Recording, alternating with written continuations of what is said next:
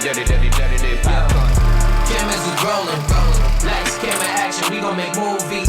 Cameras is rolling, lights, camera, action, we gon' make movies. Cameras is rolling, lights, camera, action, we gon' make movies. Cameras is rolling, lights, camera, action, we gon' make movies. Dirty. All right, we're back. Season 2, Real Talk. Real Talk, Season 2. We're ready to jump right into it. And jump into it. I guess I want to start with, because since we took a break from Season 1, we had to start working on the film festival. 30 Popcorn Black Film Festival. It was super dope. We had over 150 submissions. Great time. A lot of black filmmakers put in a lot of dope content. You know, it was definitely a lot us looking at all the footage, but we selected 27. We're able to show 12 and then also have like an art exhibit. It was pretty dope. What did you think? I thought it was an amazing time, like especially seeing community come out and support what we're doing. Also, just to see what people are creating out in the world. You know what I mean? Like, Yeah. it was very eye-opening to see the level of talent that's out there, and also just to keep it a buck to see what talent isn't out there.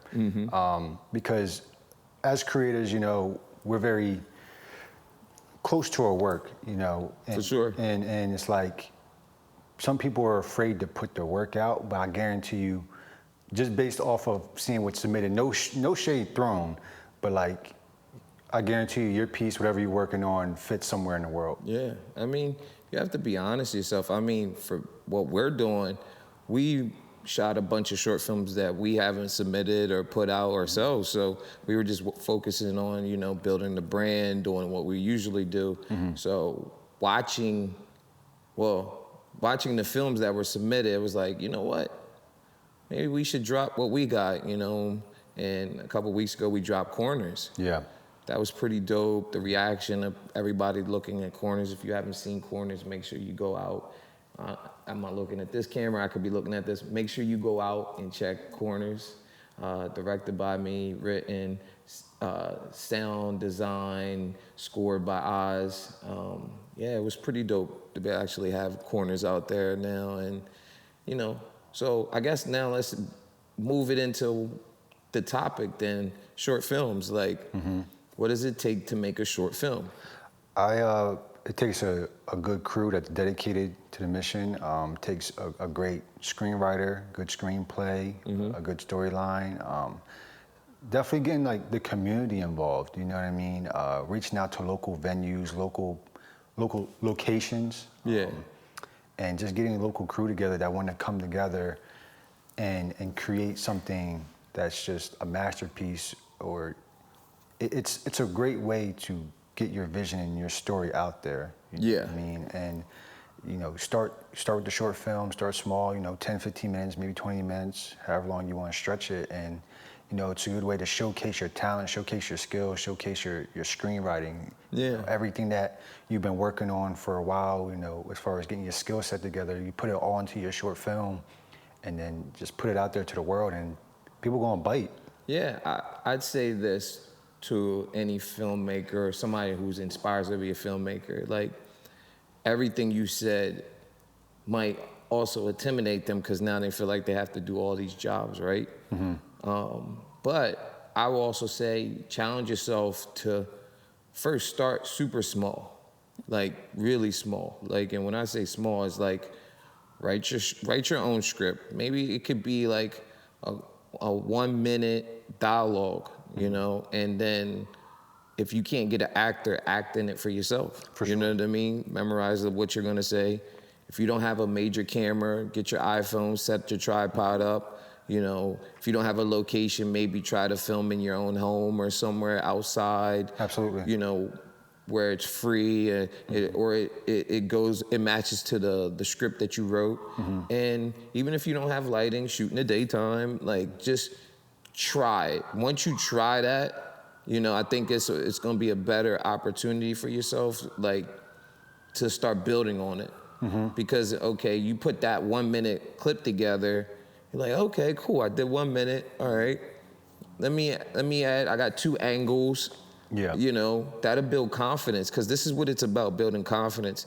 Work yourself to that 5 minutes, work yourself to that 20 minutes.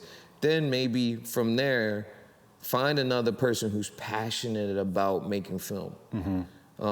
And maybe you two collaborate, and it might just take you two. Sometimes start small, takes two, then build it to 3, to 4, to 5, and then by then you'll start to understand the art of filmmaking. Absolutely.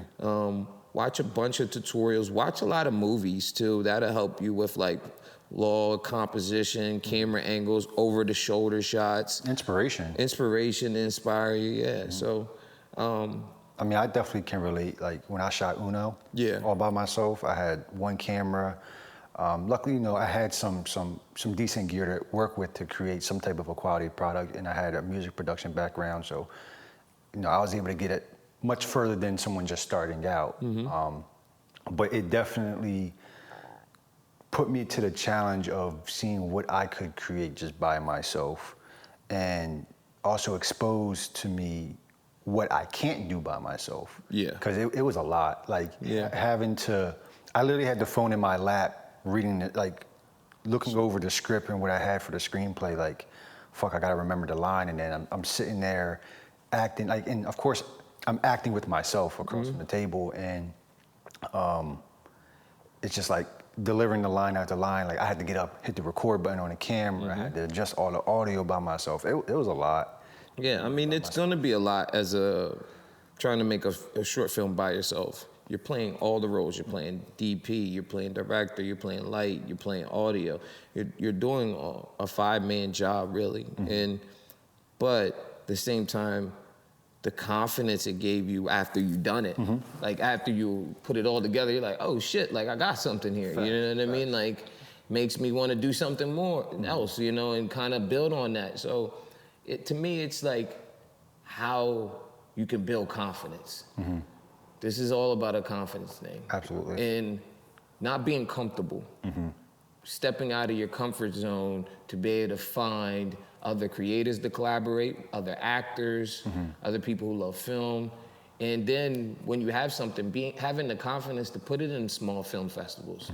Like what we had with with Dirty Popcorn Black Film Festival. You know, we had a lot of first-time filmmakers submitting, and it was dope to see that. And it doesn't necessarily have to be you actually in the film. Like we had animation. You know, people were creating animation, stick figures. It's all how you get crafty and creative. For sure. You know, like I saw one video. It was just one camera angle, and the dude was like on a phone call. And I knew the person, so I'm like, I know they don't got no audio gear. And you know how I figured it out. You know how the fuck they were recording the audio on their phone. Yeah. They pressed the record the audio, like the voice memo on their phone. I was like, oh, that's interesting. Yeah, I mean the iPhones, the phones, voice memos and audio is pretty clean because we talk on them all the time. So we see it all the time. Like when people are doing interviews, they'll like, they'll hold their phone out. Like, I don't even have my phone. I thought I did somewhere around here, but they'll hold it out like, yo, peep this, you know? And to talk on that, right? Audio.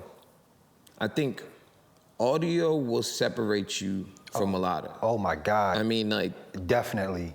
It's like you can instantly watch a film or a project or something and you hear the dialogue and the audio and it's like trash, it'll throw you off. You can't watch the film. It almost is one of the biggest determining factors of getting selected. Yeah.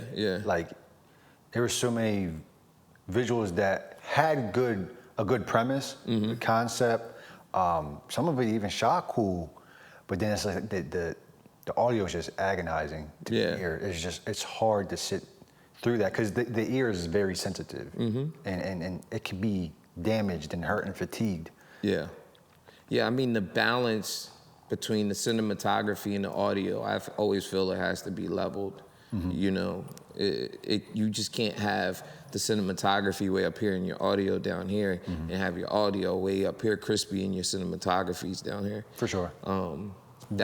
Sorry to cut you off. No, go ahead. If I had to choose, say if I was shooting with an iPhone, if I had the budget, I'd use an iPhone and then use most of the money towards good sound quality. Yeah, I would too. That option. No, I would go with that option too. I'm gonna choose that over Maybe not. The only thing that I might choose over everything is lighting. Yes, yeah, that's true. Because lighting can really put your project above everything. The lighting style that you use, if that's bringing lights in or using practicals to create a look. Yeah. But it's all about how crafty you get. Shit, I mean, even years ago, when I was linking with House Visions, we were doing silent films. Like, we had no dialogue at all. It was just image, music, and suspense, and just captions across the screen. Like, that's one way to get the story across. Yeah, that's a great way. I mean, film was started like that. You know, Charlie Chaplin days, it was just visuals and emotion and what was you seeing was going on the screen. When I started Dirty Popcorn's first, like, shooting it was no dialogue. It was just like just suspense, getting people to like, oh, see the cinematography going on, adding music that kind of like tells what the storyline is. Like, not telling people to rip people's music, but there's music out there that you can add, and there's places like Artlist that you can go and grab people's music and have the music, what they're saying in the song, kind of match what's going on the screen. For sure. Or you can find your local producer or another artist and create a song. I always like to try to go towards the tailor-made route possible, because it just makes it unique. You'll never find it anywhere else in the world. Also with copyright, et cetera, et cetera. But I mean, we use a nice platform called Envato Elements, which has everything. From your sound design that you need, music, stock footage, et cetera, et cetera. Oh, this isn't a paid advertisement either. No, this is not. No, we ain't getting paid for that. We just plugging y'all with the resources. For sure. Like, I had made the Halloween thing like 2 years ago, all out of stock footage and sound design. I just wanted to tell a story with stock footage and sound design, and you basically got the premise of what was going on.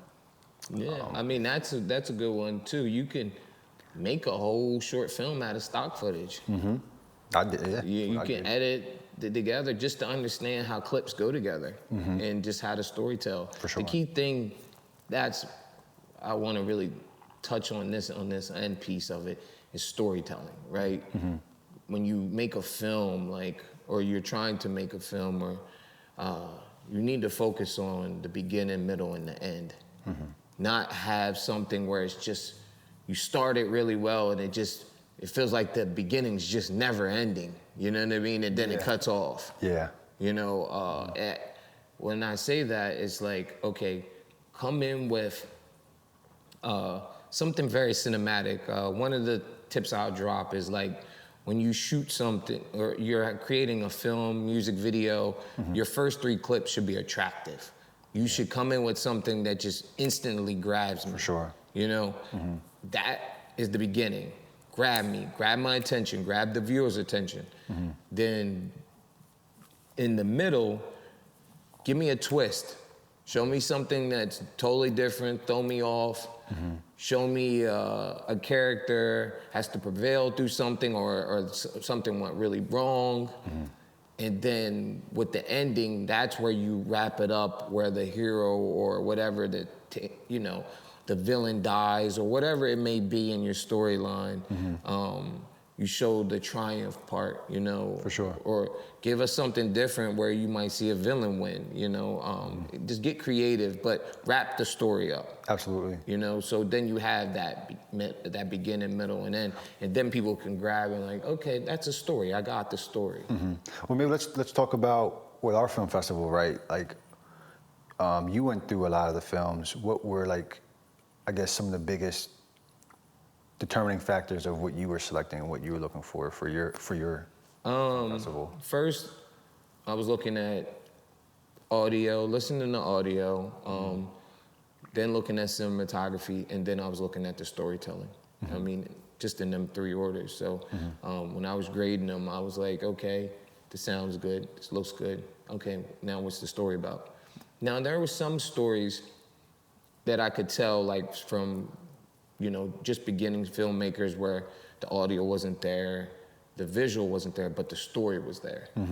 And some I chose like that because sometimes the story could just wipe out all of that. For sure. And just pull you in. This one kid's story was just so good. I overlooked everything because I'm like, yo, the story is crazy. Like, you know, like I could see this, you know. And most of the time, short films are like pilots. You can come back and rework them. There's a lot of your favorite films and movies that we've seen started off as pilots and short films. And then they got the budget they needed to actually put it together in the right way. For sure. Actually, that's one thing we should touch on too is like budgets, right? And I believe, you know, a lot of people tell you like, yo, you need to go get money to create a film. Yes, you do need to get money to create a film. But if you have your own production equipment and you have your own equipment, pretty much, you can create what you want to create. Absolutely. Now, if you want it on a more higher level and you want to work with better, you know, better equipment, you know, I would say more experienced crew members, then yes, you're gonna have to build a budget, locations and all that. Or you can give them equity. Yes, film. yes, you can. You can say, hey, I don't have no money up front, but I'm willing to do some paperwork with you that says, hey, you own 10% of this film, 30% of this film, because it's content, and we live in a very big content-based world right now. No matter the platform, Netflix, HBO, Amazon Prime, it's all content, and it's all being licensed, it's all being used, it's all being auctioned between different platforms of who wants to purchase the rights to stream that. So you do own an asset after you create a short film. It can be used as content to make money off of, to sell. So with that being said, you know, you can offer these crew members, your post-production house team, et cetera, like, hey, I'll give you a percentage of the short film for your line of work. Yeah, you can. Start a GoFundMe, you know, crowd surf, figure out ways to build that up, you know, show people, maybe you shoot that little pilot or storyboard something and go to the right people, the right investors and say, hey, I'm looking to put this film together and I need this backing. There's so many ways that you can approach this, but the key thing is just believing in your project. Absolutely. Sometimes it takes years to get that project going. Some of the greatest films, like Squid Games, it took that writer and director 10 years to get that made. Yeah, it did. You know, look where it's at. Yeah, exactly. One of the hottest shit ever made. Never give up on your film ideas and the stories that you want to tell. Have that confidence, and like I said, step out your comfort zone. Go to film festivals. Go find other filmmakers. Surround yourself with that. Get yourself on set so you can understand how to make films. Started music videos. I mean, that's how I started. I started being on music videos and interviews, and that's what showed me like film language, things that were on set. Yep. So it kind of prepared me to be ready. If you can get yourself to film school, that's even better. But if you don't got the funds for film school, YouTube, masterclass, there's so much information out there right now. Oh yeah, it's for you to like. There's no excuse. Yeah, there's really none. There is no excuse. It's just confidence. Yeah. You know, having the confidence and to go out and step out there and like put yourself out there and say, hey, I want to be a filmmaker, or I'm a sound guy and I want to capture sound on films. Like, don't stick. You know, creatives, don't stick yourself so far in the corporate world making dollars when you might have, you know, you started, that's what you wanted to do. You wanted to make film, but you end up getting this gig that's paying your bills and stuff, but it's keeping you from being a filmmaker. For sure. And you don't even use your gear to actually create any films. I know so many guys that have all this gear that we have, but don't shoot no films. They don't make any content for themselves. It's always important to brand yourself and make content for yourself. And they sound upset saying it too. Yeah, they do. Like they wish they could have the freedom to bring their stories to life and have the time to bring their stories to life. I mean, what I love so much about cinema is I get excited about the things most people get intimidated about, which is like the overall like deliverables, right? Like delivering for surround sound, delivering for Dolby Atmos. Most people don't know how to fucking do that. No. Most people don't know how to even go about figuring out how to set that up. No. It's capable, you know, you can do it. Anyone's capable of doing the research, but like, that's what excites me. So I'm always like looking to conquer certain areas within my art that aren't popular amongst other creators and creations, you know. With short film we shot, Arisa Soul, we had to deliver in surround sound. We had to deliver a certain deliverable because it's going to be playing on a projector. Yeah. And like going through that taught us that like there's more processes than just shooting it. Like you will learn by getting out there in the world and shooting short films for other people, shooting short films for yourself, because when you go to submit these things, people will have requirements of what they need, and then you'll learn like, oh, this is the process behind the industry, the deliverables, because like it's just industry standards, you know what I mean? Yeah. I mean, it's not that complex. No. The information's just out there. You just gotta want to learn, take the time out to learn. And film is all technical. There's a lot of creativity in it, but there's a lot of technical things you just need to know. For sure. And there's film rules and stuff like that. And then, like I said, putting yourself out there, putting yourself in places where you can be seen, get opportunity. That's the only way. And I say this, ownership too. You know, sometimes you have a script in a film and it's up to you if you really want to own that. You know, if you want to give it away, sell it, and get the bag, then the production or the studio house, they make hella money off of it. You get recognition, but you don't own the film. Then they could decide the next film to like shoot with a different director, have different writers, and you kind of on the outside of that. And it's all how you want to navigate. I look at Tyler Perry, he owns all his work. There's a lot of film directors in this game who don't own their work. For sure. It's the same as like music, understanding owning your masters. Yeah. You want to own the film. I saw something about Ice Cube. He don't own Friday. Yeah. You know what I mean? Like he don't own the distribution for it. That's crazy. You know, so like he really can't make the movie unless they agree to make the movie. They could actually make the movie without him, with new actors, do whatever they want. Yeah. And that he works so hard to build a staple in a culture off his hard work, his intellectual property that's now owned by somebody else. That's why we have to start realizing the independence of keeping the content for ourselves and having that ownership and thinking like a Tyler Perry and building your brand and just being patient, you know? Yeah. Like me, I'm not ready. I'm not gonna move unless it's the right time to move. I don't care who comes with a bag like, yo, we seen Corners, yo. I want to give you $5 million for Corners right now. I could take the $5 million, but in my mind, I'm like, Corners is $100 million. Am I cheating myself? You know what I mean? Or do I believe in myself that the next bag will come around, that $100 million bag might come around? I got that belief power in myself. For sure. I think it all has to do sometimes with what is the plan with the content. Being real with the content. Like, let's look at Friday. Let's use Friday as an example, right? Like the way it's set up is it could have a sequel to it. And we saw it did have sequels, and it made sense to have a sequel to it. He built upon the family. There are a lot of films that are just a feature film and there's no sequel meant for them.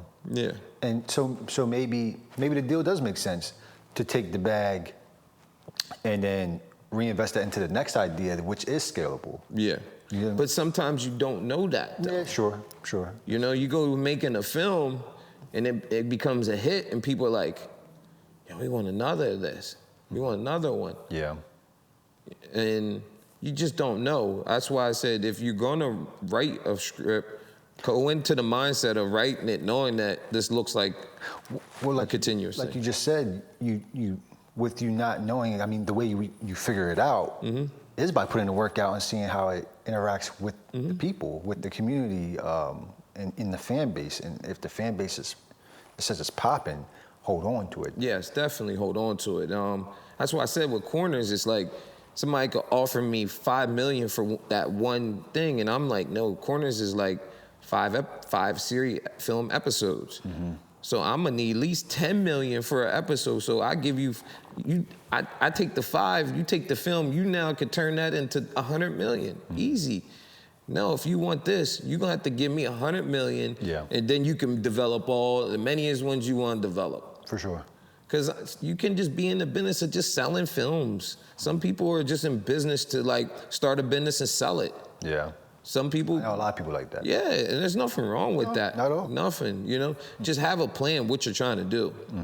But if you want long-term money, and you want something legacy for your family and stuff like that, then think about holding on to the projects. For sure. Yeah, man. Anything else you want to touch on? Hey, I think we touched heavy on short film and some of the business behind it, some of the process behind short films, festivals, and yeah. And if there's anything that you're thinking about, you don't know, Google it. YouTube it. YouTube it. For sure. It's all, the information's out there. So, I'm Jet. I'm Ozprana. And you're watching Real Talk. Make sure you hit the subscribe button, hit that like, comment below. Please let us know what you think of this episode. If you got any questions about filmmaking, music videos, sound, anything, please hit us on social media. Hey, we're out here. We're here to help. And this is Real Talk. Dirty.